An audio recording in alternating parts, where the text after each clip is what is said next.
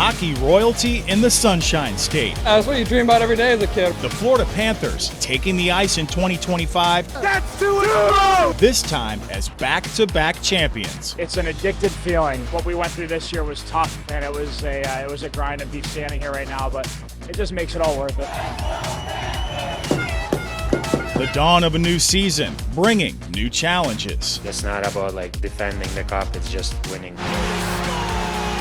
That's our goal, and we're going to fight for that goal every day. But this pack of Panthers knows what it's like to hunt. It's all here, and it starts with our ownership and that practice strength that we have and the way we travel. The goal remains the same, to hoist Lord Stanley and rewrite hockey history. I think it's already the makings of a modern-day dynasty, since they've gone to the Cup 3 times, won it twice. This season, we're bringing you an entirely new perspective of Panthers hockey. New analysis. He's our leader. Yeah, there's no replacing Barkov, so it's going to be everyone has to step up. New stories. It is a true privilege to have the honor to carry the Stanley Cup. All with a brand new look and new flair from the Cats. This is Panthers 360. We're keeping it in Florida, and we want to keep it in Florida forever. Let's go Panthers!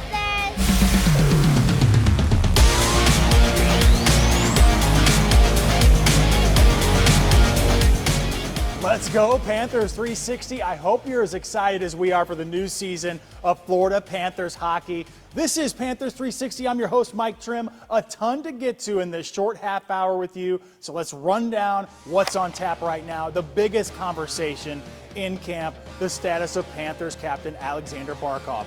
Last week, it was announced he underwent surgery on his ACL and MCL after suffering the injury in the first official practice of training camp. We're breaking down the timeline if and when we could see him back on the ice this season and how the lines could shape up in the captain's absence.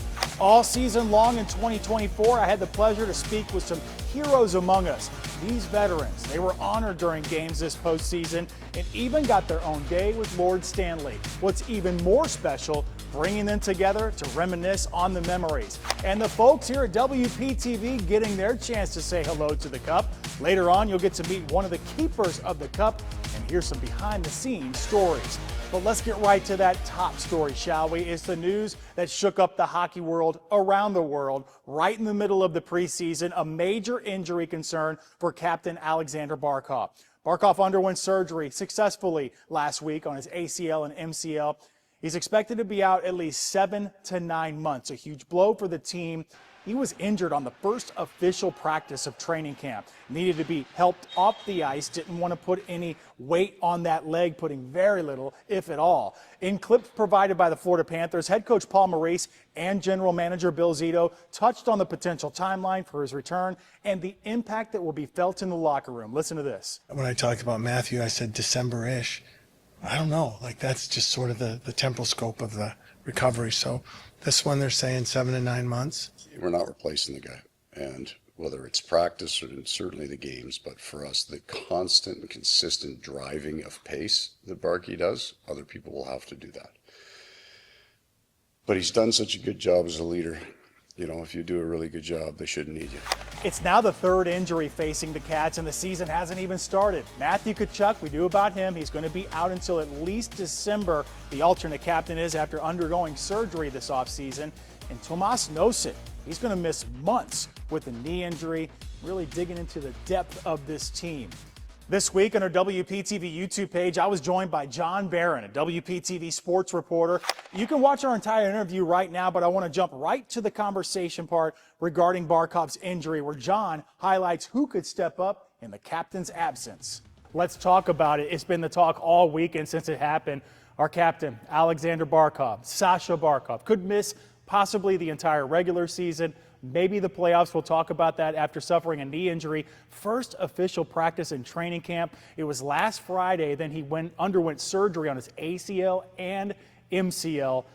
Not ideal. No, it's not. When you talk about you lose your alternate and your captain, it weighs heavy on a team. Now, if you're talking about any other team, you can shoot this entire season down the drain. That's over. It's over, right? But when you talk about the Florida Panthers, what they've done over the last 5 years, what they've done just over the last couple of months, you got to talk about this team still having the resilience and the leadership to get it done. They signed all three of their guys back.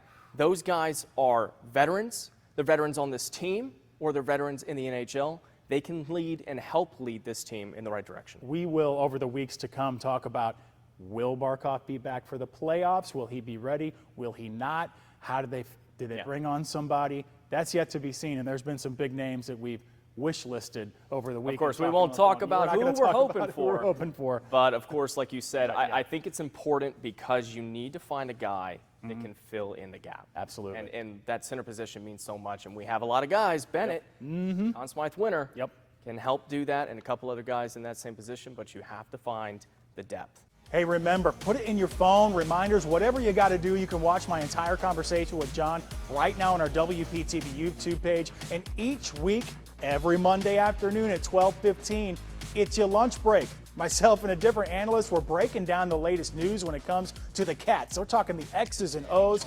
Now, another big topic John and I discussed in our YouTube segment, the backup goalie situation. The Panthers opened up the Strip Sports broadcast calendar on the road against the Carolina Hurricanes, and maybe we find out who was cemented as the backup. The Cats came away with a 4-2 victory on the road, thanks to goals from Ben Harper, Mike Benning, Noah Gregor, and Jack Studnicka. But the big story of the night, oh, it was big. Goalie Daniil Tarasov, the netminder, literally stood on his head, 47 saves on 49 shots, and those were high-pressure situations. Tarasov was a wall the Cats needed to secure the comeback win.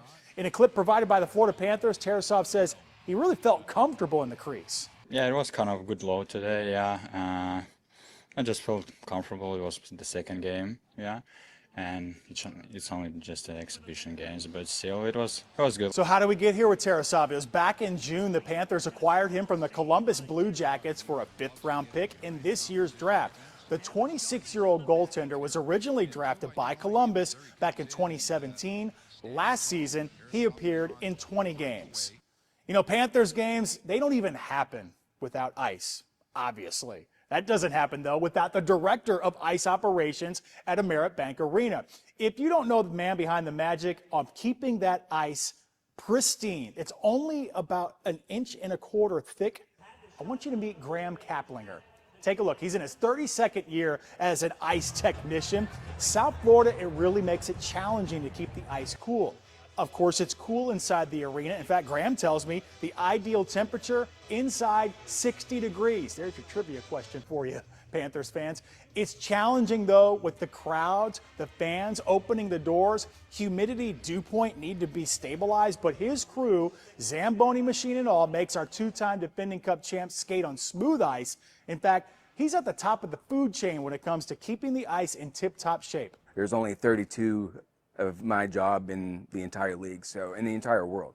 So not to be self-important, but it's almost a tighter knit group than the players themselves at any given time. There's 500 or 600 players actively playing, but there's only 32 of us. Graham says the referees are actually a set of eyes and ears during game time, helping to identify any problems. His crew's also responsible for the glass around the ice, and it's made stronger now so it doesn't break when a hard check or puck hits it these days. We love getting to know more about where these Cats call home, where they grew up, where they came from. Still ahead, we're traveling all the way to Eastern Europe, learning what makes the hometown of defenseman Uvis Valinskis so special. You're watching Panthers 360. Start of the regular season, it is very close, almost upon us, folks, and we wanted to hear straight from the fans, you out there, and the excitement for the season. Our Kendall Hyde captured the fun from FanFest. It's been 3 months since the Florida Panthers fans last got to see the two-time champs back in action. So Sunday morning, fans woke up bright and early and lined up outside the Iceplex to show their support at Panthers FanFest. It's a dream come true. I'm super excited. My first time coming out to see them play. I love it. It's good. I think we're going to do good. Once the fans made it into their seats, it was a sold-out crowd cheering for the defending champs when they practice. It was great to come out and see practice. It's a sign that hockey is growing in Florida. While the fans were excited, they do understand that the road to a three-peat will be tough, with Matthew Tkachuk out into December and Aleksander Barkov out for 7 to 9 months. I think there's plenty of leaders on that team, so I hope that some of the other guys will step up. That next man up mentality has already hit the locker room.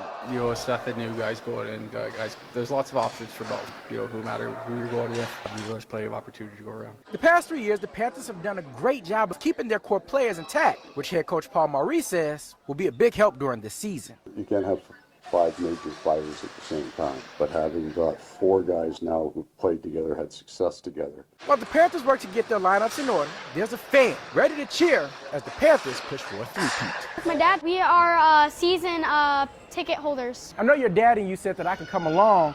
What can I expect if I'm to come along and be a season ticket holder secondhand? Only the best. We have all you can eat, all you can drink. So pink lemonade on you. I love it. Can't wait to see you all during the season. At the Iceplex, I'm Kendall Hyde. So nice, we're seeing it twice. We're celebrating the Stanley Cup champion Florida Panthers as the Cup makes its way across South Florida. We're introducing you to one of the men in charge of keeping that cup in pristine condition. You're watching Panthers 360. Right now, joined by a very special guest. This is Dr. Chadwick Hampton from Palm Beach Gardens Medical Center. Dr. Hampton, I want to thank you for your time. I know you're a busy doctor, and we are here to talk about the unfortunate situation of the Panthers captain, Aleksander Barkov, and the injury timeline with it. He could possibly miss the entire regular season with this. We talked about this kind of before this interview. We kind of looked at the video. ACL, MCL, underwent surgery. First of all, let's just talk about what those two things do for the knee and how crucial it is to an athlete like Aleksander Barkov. Yeah, sure. Well, first of all, thank you for having me. I really appreciate you having me on today. ACL and the MCL. The ACL is a structure in the knee of one of the 4 main ligaments in the knee. Okay. ACL stands for anterior cruciate ligament, and cruciate means for a cross. So it's in the middle of the knee, and it stops the femur, which is the thigh bone, from and the tibia from translating anterior on itself, and that's its main function. It also functions in rotational moments as well. The MCL is another one of the 4 major ligaments in the knee. On the medial aspect, it stands for the medial collateral ligament, and the medial collateral ligament is associated for its stability on the lateral side and medial side of the knees. So there's 4 main ligaments of the knee, and apparently he injured 2 of the 4. All the fan base, everybody hopes the timeline is realistic to perhaps Barkov can come back for the playoffs, which would be April. That puts it at about 9 months. Is that realistic? Is an athlete more prone to recover sooner than others? And also keep in mind, whether he's in your care or what, these are players that have the top-notch medical care to do that as well. Is 7 to 9 months realistic? Is sooner even realistic? Yes, however, not necessarily for the average Joe. Right. For a professional, first of all, they are a high-class athlete. They're not the average person in terms of their DNA and what's got them to be at this level playing a professional sport. So that's one thing. Second, it's their job. So they have their job 24 hours a day is to rehab this injury. Now, that all being said, the standard return time for ACL reconstruction is about 9 months to return to sport. You start agility drills at around 3 months in lateral motion, and you're continuing therapy throughout this time. But most of the time, you're not getting cleared to about 9 months. However, there's many instances that it takes over a year and up to more than a year to get back to the field or get back to the court. Is there anything you can point to specifically that's helping shorten that recovery time over the past 5-10 years for professional athletes? Yeah, there's a few things. We've just gotten better in terms of the science. Yeah. Our science is better in terms of our implantation and the actual techniques that we're using to do the reconstruction. They are evolving all the time. The actual placement, the timing of the rehab, adjuvants, adding a backup or extra stability, not just the graft or the tissue, but actual more suture to back it up to help protect the reconstruction while it's healing. We've actually added more things like PRP, which is platelet-rich plasma, which can help actually the incorporation of the graft, because the graft, you place the graft in the right position, but your body has to incorporate it. Okay. And it has to be what we call ligamentize it and turn it into your own ligament. And that takes a certain amount of time. So there's processes that we've developed, and over time that has hastened that process. And then also the therapy has just gotten better. Well, throughout the 2024 season, I had the pleasure of meeting some local heroes. You are going to love these guys.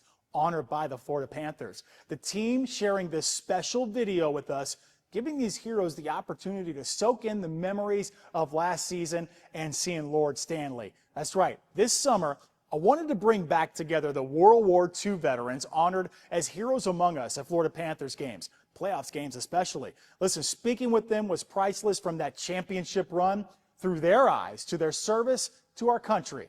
Take a look. The heroes among us are back together. Yeah, Sid. We had dinner last week. That's right. Weeks after these local World War II veterans were honored during the Panthers Cup run, Sergeant Alfred Haworth, United States Army Air Corps. Thank you for your service and dedication to our country. now the trio celebrating. They won the Stanley Cup. There you go. I was thinking if they win one more, it'll be a dynasty. We're going for a trifecta. The bond is strong with these three now through hockey. I was never a hockey fan, but now I am. And their World War II service. It's very, very good to know that some people went through all the things that you went through too. I lost my best friend there. Oh, you did? Yeah, I brought two friends in that. All three served in the Army Air Corps, European Theater, and Edson, also in the Pacific. All three cautious about being called a hero. Each one of you told me, each in your interviews, I'm not a hero. It's the fellas that didn't make it home. Yeah, the only heroes are the ones who didn't. My saying was, heroes don't wear capes. They wear dog tags. And they'd do it all again. I would, for one reason. Want to make sure that those people that never came back didn't die in vain. But the thank yous mean a lot. And I see young kids, little kids, I mean, they come shake your hands and makes you tears come to your eyes. You know? Also, appreciating their longevity. They're all 101. The keys to a long life? God's great love and healing grace. Yes. Whenever anyone asks me, I just give them two words. Keep moving. So they'll move on and keep in touch.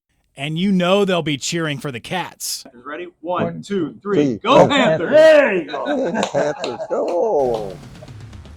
The best thing I saw this week, Lord Stanley's victory lap, making a stop in West Palm Beach. More specifically, our WPTV News studio. With it, though, the keeper of the cup, Mario Dielsavia. Photojournalist Leo Marchesani gives you a behind the scene of the keeper's job. It's a big moment. The cup is 135 years old. It was from 1893. It was donated to hockey by the Governor General of Canada. It was donated to us in 1892 and played for in 1893. Where do I look? I volunteered. I volunteered at the Hockey Hall of Fame. Phil Pritchard was the one that approached me and said, look, do you like to travel with the Stanley Cup? Then we just said, you know what? Would you like to go with the Stanley Cup? I said, sure. So I started doing that in 2010. Oh man, I could get used to this. But can we do this every year? Oh, it's very well traveled. I've been as far as Siberia with the Stanley Cup. It's been to 32 countries around the world. I can't touch it. I haven't won in my life. When you're carrying around the Stanley Cup and passing it on to either be players or your colleagues to make sure that it gets to locations, yes, there is anxiety. No, I don't want to hug it. There's the presentational trophy, the one you see behind me. That's the one that travels around the globe.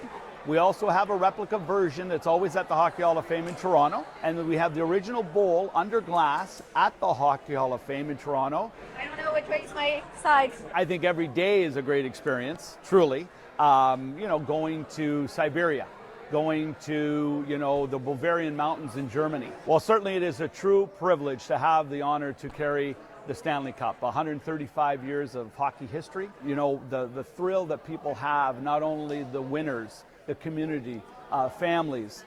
It is so exciting to see the smiles and the joy on their faces. This is so cool. I'm the goalie coach. I really want to eat key lime pie out of the Stanley Cup. A sweet celebration could only happen in the Sunshine State. You'll want to join us next week. We show you how Lord Stanley made its rounds and found its way to a specific Florida treat? Well, with the help of the Florida Panthers and the Palm Beach Zoo, I'm going to direct your attention to our Panther Cam. That's right, catch live glimpses of Sassy and Miko. They're roaming their habitat at the Palm Beach Zoo. So beautiful. You can always stay in touch with our Panther friends on our website, WPTV.com. You're watching Panthers 360.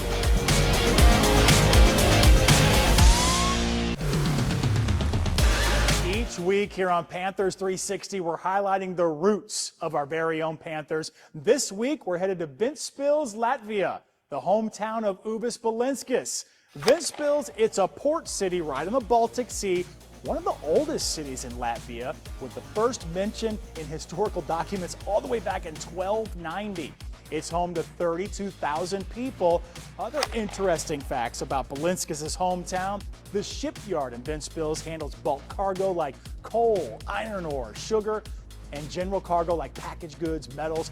If you visit, you'll notice 24 sculptures of cows, various sizes and colors. That's interesting. They were created for a public art exhibition in early 2000s.